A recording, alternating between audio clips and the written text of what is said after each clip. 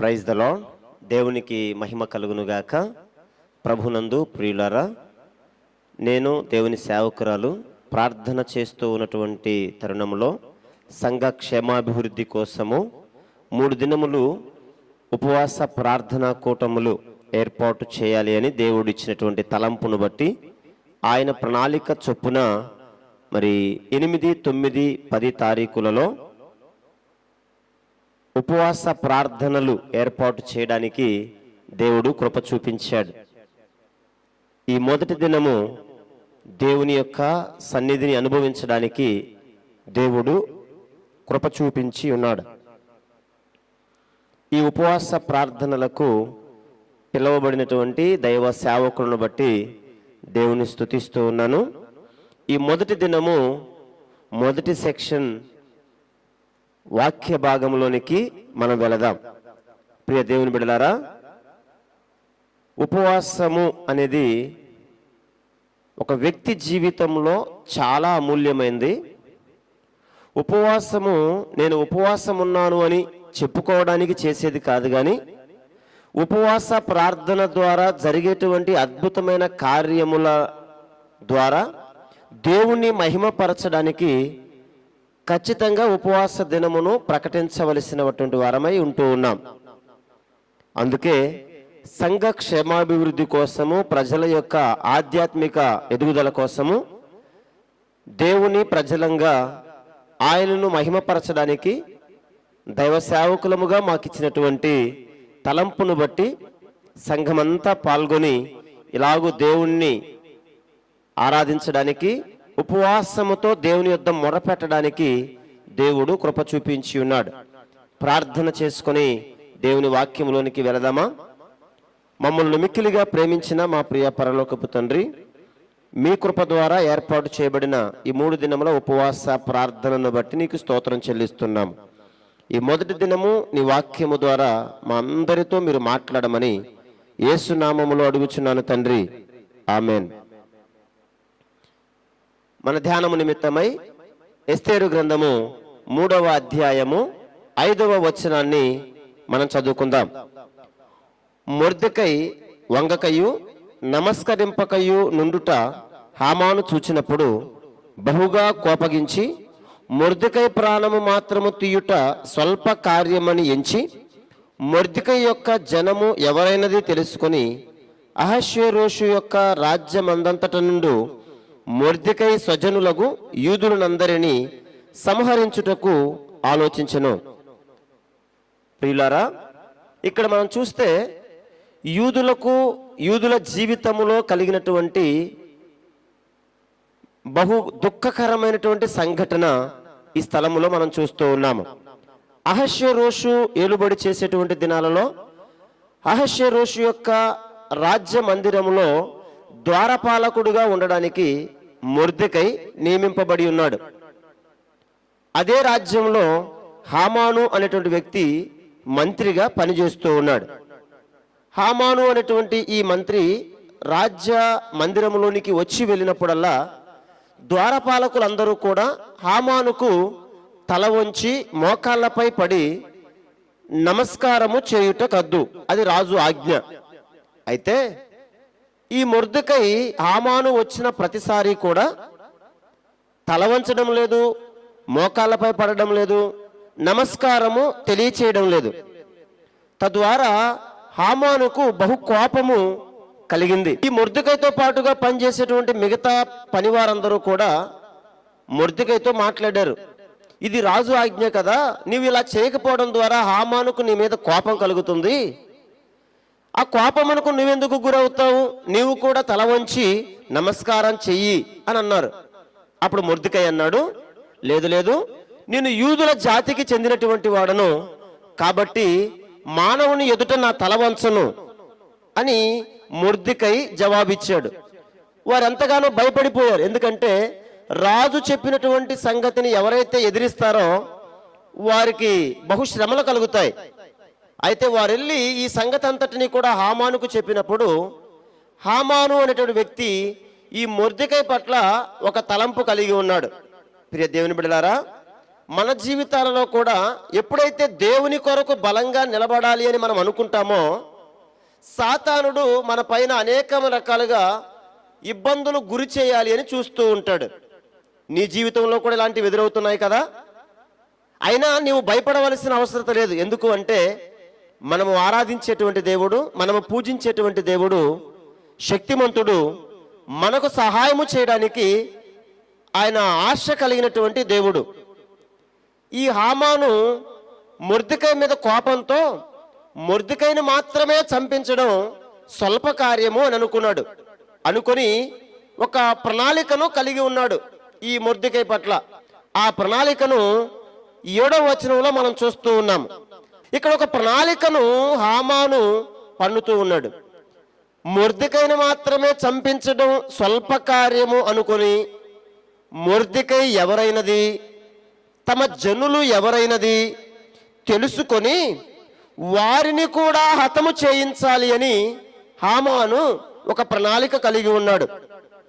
ప్రియులారా, ఈ హామాను ఎందుకు అలాగూ మొర్దెకై మాత్రమే కాక మొర్దెకై జనాంగాన్ని, మొర్దెకైకి సంబంధించినటువంటి తెగవారిని, వారి ఇంటి వారందరినీ కూడా ఎందుకు చంపించాలి అనుకున్నాడంటే, హామాను అమాలేకీయుల వంశమునకు చెందినటువంటి వాడు.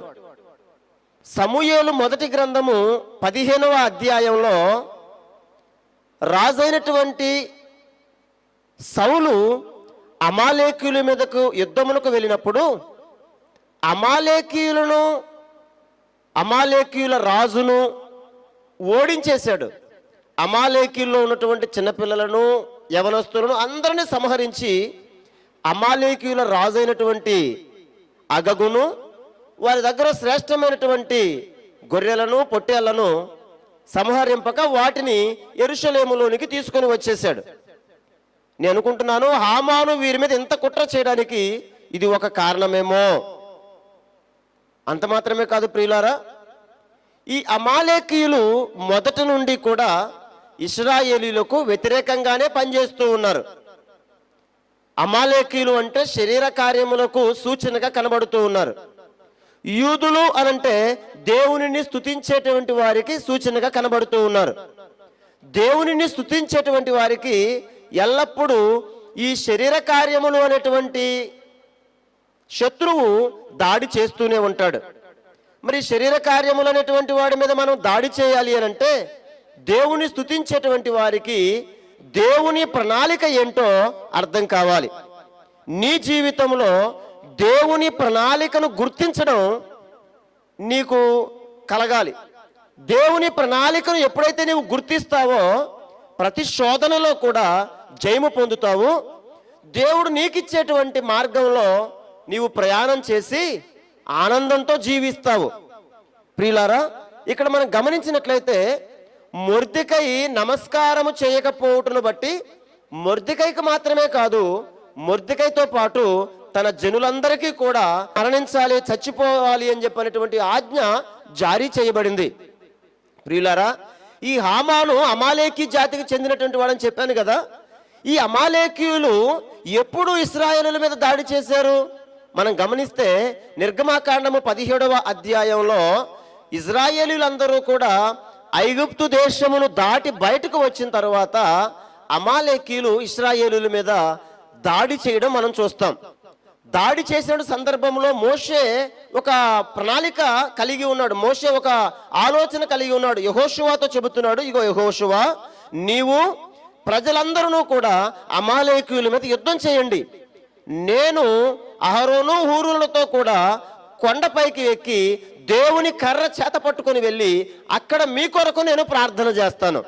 ఎప్పుడైతే మోషే చేతులు పైకెత్తి ప్రార్థన చేస్తూ ఉన్నాడో యెహోషువ ఇశ్రాయేలీలందరికీ కూడా అమాలేకీయుల మీద మరి జయము కలగడం మనం చూస్తూ ఉంటాం. ఎప్పుడైతే మోషే చేతులు బరువెక్కాయో చేతులు దింపినప్పుడు ఇశ్రాయేలీలు ఓడిపోవడం, అమాలేకీయులు గెలవడం మనం చూస్తాం. అయితే ఎప్పుడైతే అహరోను హూరులు మోషే చేతులను ఆదుకొని పైకి లేపి ఉంచారో అప్పుడు ఇశ్రాయేలీలకు జయము కలిగింది. దేవుడు ఆ దినమందు ఇశ్రాయేలీలకు గొప్ప జయాన్ని కలగజేసినట్లుగా మనం చూస్తాం.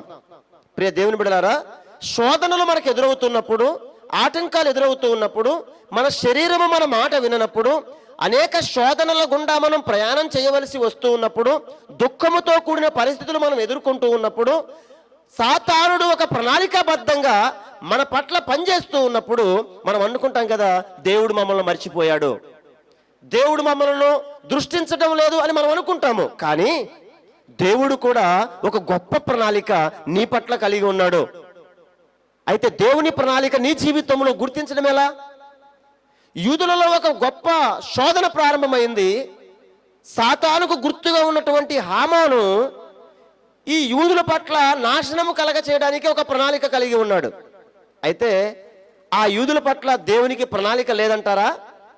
ఆ దేవునికి యూదుల పట్ల ఒక గొప్ప ప్రణాళిక ఉంది. అయితే అది గుర్తించడం ఎలా మరి?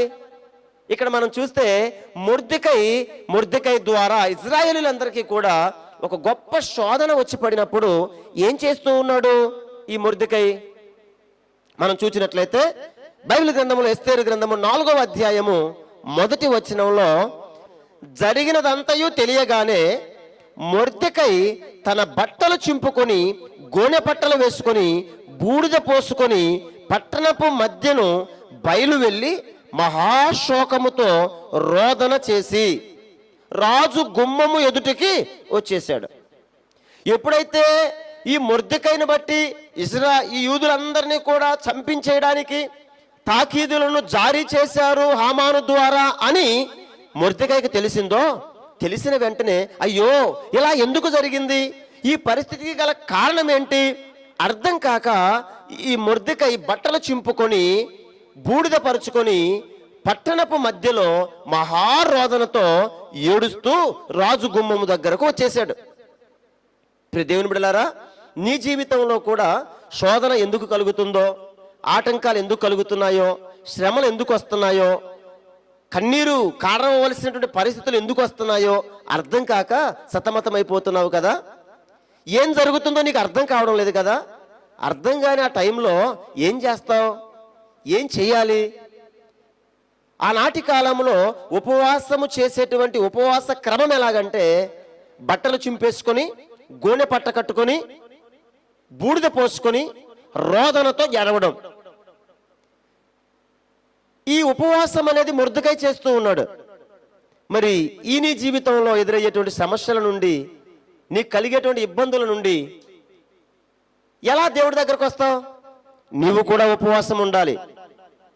అంటే మొర్దెకై లాగా బట్టలు చింపుకొని గోనె పట్ట కట్టుకొని బూడిద పోసుకోవడమా? కాదు కాదు. నీవు దేవుని పాదాలు పట్టుకోవడం కోసము నీ పనిని మాని, అన్నము తినడం మాని మందిరంలో ఉండి ప్రార్థన చెయ్యి. ఎప్పుడు అలా చేయాలో నీకు తెలియదు కదా. అయితే నువ్వు ఏ సంఘమునకు చెందావో, ఏ మందిరమునకు వెళుతూ ఉన్నావో, ఏ సేవకుడికి అప్పగింపబడిన పరిచర్యలో ఒక పాలిభాగస్తుడుగా దేవుని కుమారుడుగా నువ్వు ఉంటూ ఉన్నావో, కుమార్తెగా ఉంటూ ఉన్నావో, ఆ నీ సేవకుడు నిరంతరం నీ కోసం ప్రార్థన చేస్తూ ఉంటాడు. ప్రార్థన చేసేటువంటి ఆ సేవకుడు సేవకురాలు మీ కొరకు దేవుని సహాయం పొందుకోవడానికి కొన్ని సమయాలను ఏర్పాటు చేస్తారు. వారు ఎదురు చూస్తూ ఉంటారు, ఎల్లప్పుడూ ప్రార్థన చేస్తూ, ఇదిగో దేవుడు నాకు అప్పగించబడినటువంటి ఈ సంఘములో ఉన్నటువంటి ప్రజలకు ఏ ఆటంకాలున్నా తొలగిపోవాలి, అపవాది శోధనలన్నీ తొలగిపోవాలి అని వారు ఎంతో ఆసక్తి కలిగినటువంటి వారై ప్రార్థనాపూర్వకంగా ఉపవాస దినాలు ప్రకటిస్తారు. ఆ ఉపవాస దినాలు నీవు నిర్లక్ష్యం చేస్తూ ఉన్నావా? నాకెందుకులే అనుకుంటున్నావా? ఒక వ్యక్తి నాతో అన్నాడు, ఉపవాసం అనేది బలవంతంగా ఉండేది కాదండి, ఒకరు చెబితే ఉండేది కాదండి అని అన్నాడు. వాస్తవమే, అతని పక్షంగా ఆలోచించినప్పుడు అది కూడా వాస్తవమే కదా. అయితే నేను ఒక ప్రశ్న అడుగుతున్నాను. ఒక ఇంటిలో యజమానిగా నీ పిల్లలకు క్షేమం కలగడానికి, నీ పిల్లలు మంచిగా ఉండడానికి వారి కొరకు కొన్ని సలహాలు సూచనలను ఇచ్చినప్పుడు వాటిని పాటించకపోతే ఎంత బాధ కలుగుతుంది నీకు? అరే, నా కుమారుడు నా మాట వినడం లేదేంటి, నేను వారి క్షేమం కోసమే కదా చెప్పేది, వారి మంచి కోసమే కదా చెప్పేది అని కృంగిపోతావు కదా. అయితే నీవు ఏ సంఘమునకు వెళుతున్నావో ఆ సంఘం ఒక కుటుంబం కాదా? ఒక కుటుంబంలో ఒక బిడ్డవు కాదా నువ్వు? మరి నీ తల్లిదండ్రులుగా ఉన్నటువంటి సేవకులు నీవు శోధనల నుండి, అపవాది బంధకాల నుంచి, శ్రమల నుంచి విడిపించబడడానికి ఉపవాస దినములను ప్రకటిస్తే అవి ఎందుకు చులకనవుతున్నాయి నీకు? నీ ఇష్టం కొద్దీ చేసేది నీ వ్యక్తిగత జీవితం కాదా? నీవు ఉపవాసం ఉండవలసింది నీ వ్యక్తిగత ఆలోచనలు కాదా? అయితే సంఘక్షేమాభివృద్ధి కొరకు ఏర్పాటు చేసేటువంటి ఉపవాస ప్రార్థనలలో నీవు నిర్లక్ష్యంగా వ్యవహరించవచ్చా? ఇది నీకు న్యాయమా? ఆనాడు ఏవేలు కూడా ప్రజలను ప్రోత్సహించలేదా? ఈరోజు మొర్దెకై ప్రజలకు కలిగేటువంటి ఇబ్బందులను బట్టి ఉపవాసం ఉండి ప్రార్థన చేయడం లేదా? నీకు నీ జీవితంలో, నీ కుటుంబంలో, నీ సంఘంలో, నీ సమాజంలో ఎన్ని ఇబ్బందులు ఎదుర్కొంటూ ఉన్నావు, ఎన్ని సమస్యలు చూస్తూ ఉన్నావు. ఈ సమస్యలన్నిటికీ పరిష్కార మార్గము కనుగొనడానికి, నీ జీవితంలో దేవుని ప్రణాళిక తెలుసుకోవడానికి ఉపవాస ప్రార్థన ఎంత ప్రాముఖ్యమైందో నీకు తెలుసా? మొర్దెకై ఈ పరిస్థితి అంతటి గల కారణం ఏంటి, ఎందుకు ఇలా జరుగుతుంది అని ఉపవాసంతో ప్రార్థన చేశాడు. దేవుడు ఒక మంచి మార్గం తెరిచాడు, ఒక ఆలోచన కలగజేశాడు. నేను ఇప్పుడు ఎస్తేరు దగ్గరకు వెళ్ళాలి. ప్రియులారా, అప్పటి వరకు మొర్దెకైకి ఏం జరుగుతుందో తెలీదు. సాతానుగాడు వేసిన ప్రణాళిక మాత్రమే చూస్తూ ఉన్నాడు. కానీ అదే టైంలో దేవునికి కూడా ప్రణాళిక ఉంది అని గ్రహించలేకపోయాడు. కానీ ఉపవాస ప్రార్థన చేయడం ద్వారా దేవుని ప్రణాళిక గుర్తొచ్చింది.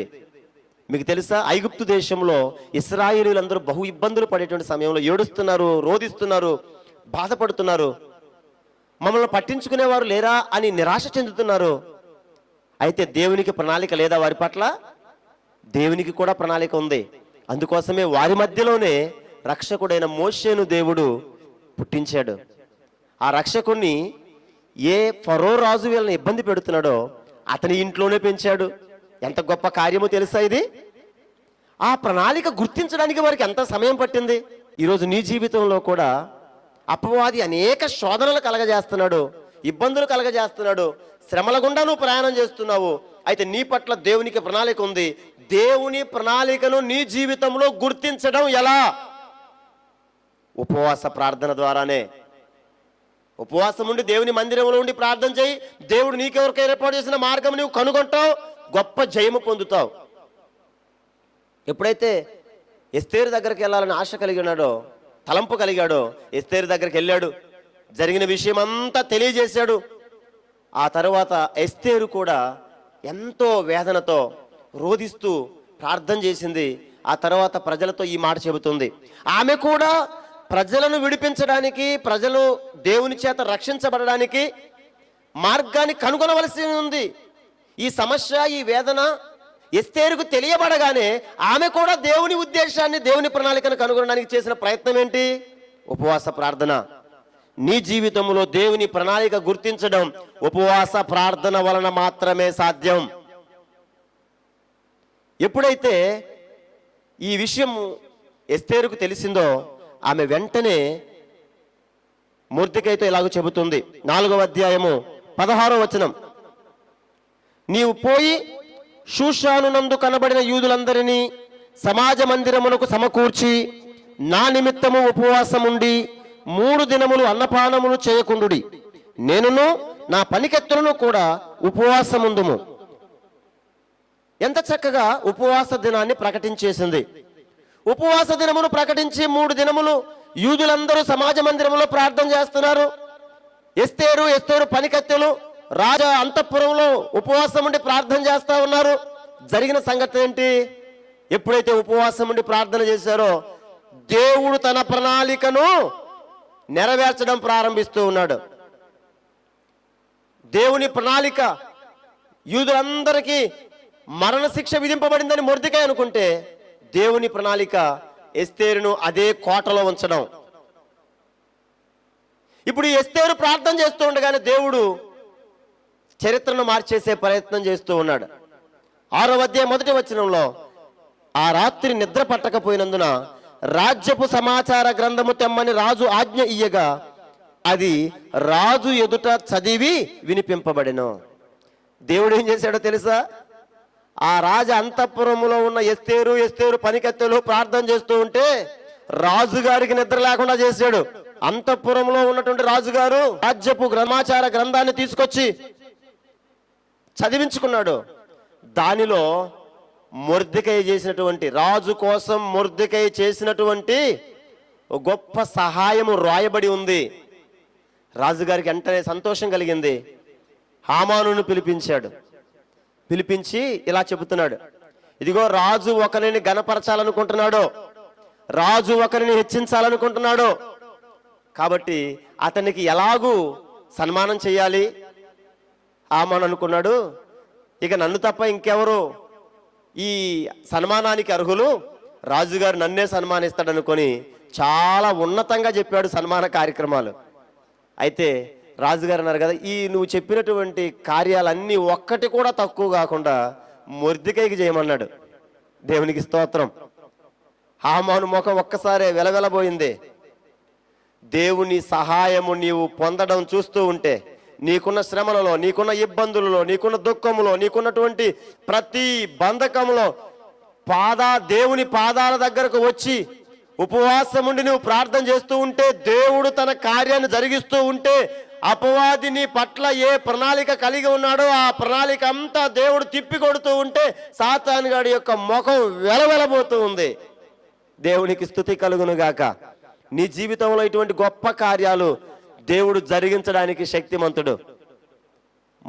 హామాను యొక్క ముఖం వెలవెలబోయింది. మొర్దెకై చక్కగా ఊరేగించబడ్డాడు రాజు చేసే సన్మానము ద్వారా. ఆ తరువాత రాజుగారి దగ్గరికి వెళ్ళడానికి దేవుడు ఎస్తేరుకు సహాయం చేశాడు. రాజుగారి దగ్గరికి వెళ్ళిన ఎస్తేరు యూదులకు కలిగినటువంటి శోధన అంతటి గురించి వివరించడం జరిగింది. ఇలాగూ హామాను కుట్ర పన్నాడు అని హామాను కుట్రంతా కూడా ఎస్తేరు రాజుగారికి చెప్పడం జరిగింది. రాజుగారికి చాలా కోపం వచ్చింది. హామాను అప్పటికే చాలా సంతోషంతో మొర్దెకైని ఉరి తీయించడానికి నేను రాజుగారికి చెప్పాను కదా, ఇక పర్లేదు నేను మొర్దెకైని ఉరి తీయించేస్తానని చెప్పని ఉరికంబం ఒకటి తయారు చేశాడు. సాతానుడు నీ పట్ల ఎన్ని రకాలుగా లేచినా గాని వాడు గెలవడో. నజరేయుడు యేసు నామములో నీ పక్షంగా లేచిన సాతాను కార్యాలు ఇప్పుడే నశించిపోతున్నాయి. ఇది దేవుని కార్యం.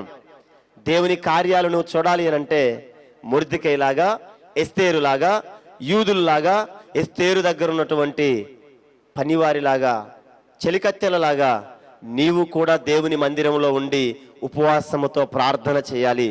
ఎప్పుడైతే అలాగూ ఉపవాసంతో ప్రార్థన చేశారో రాజుగారి కోపము హామాను మీద మళ్ళింది.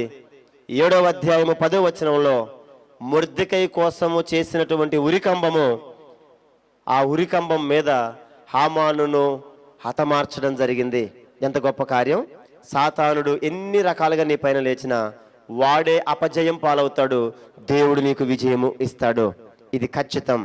ఎప్పుడైతే నువ్వు యేసుక్రీస్తు పక్షంగా ఉంటావో, యేసుక్రీస్తు పాదాల దగ్గరకు చేరతావో, ఆయన ఈ లోకమంతటిని జయించాడు.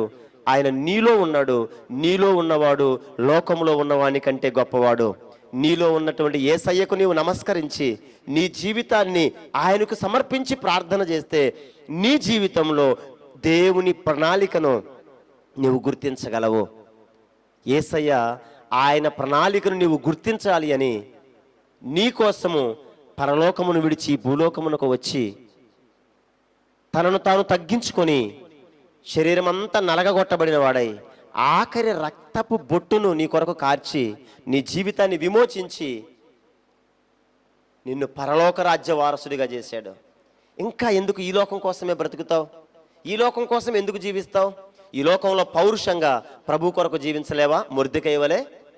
మొర్దెకై లోకంలో ఉన్న మనిషికి నమస్కరించడానికి ఒప్పుకోలేదు, దేవునికే నమస్కారం చేయడానికి ఒప్పుకున్నాడు. ఈరోజు నీ కొరకు ప్రాణమర్పించి తిరిగి లేచినటువంటి యేసయ్య కొరకు జీవిస్తావా? లేదా స్వల్పకాల పాప భోగముల కోసము ఆరాటపడి ఈ లోకం కోసం బ్రతుకుతావా? ఈ లోకంలో తల వంచి ఎంతకాలం బ్రతుకుతావు?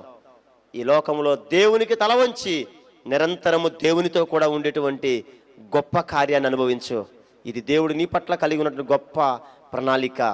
నీ జీవితంలో దేవుని ప్రణాళికను తెలుసుకోవడానికి నీకున్న ఒకే ఒక మార్గం ఉపవాస ప్రార్థన ద్వారా ఆయన మందిరంలోనికి చేరడం. కనుక దేవుడు నిన్ను ఏ సంఘంలో పెట్టాడో ఆ సేవకులను నిర్లక్ష్యం చేయకుండా ఆ సేవకుల చేతులను ఆదుకోవడానికి ముందుకు అడుగులు వేస్తూ సంఘమంతా కలిసి ఉపవాస ప్రార్థనలో నీ సంఘక్షేమం కోసం నీవెందుకు పని చేయకూడదో, నీవెందుకు ప్రార్థన చేయకూడదో, నీవెందుకు ఉపవాసం ఉండకూడదో, నీవెందుకు దేవుని ప్రణాళికను తెలుసుకోకూడదో? దేవుడు నీకు ఇచ్చినటువంటి సేవకుని గౌరవించు, లోబడు, విశ్వాసంతో ఉపవాస ప్రార్థనలలో పాల్గొను, గొప్ప దీవెనలు పొందుతావు. దేవుని కృప మనందరికీ తోడై ఉండును గాక. Amen. Amen. God bless you.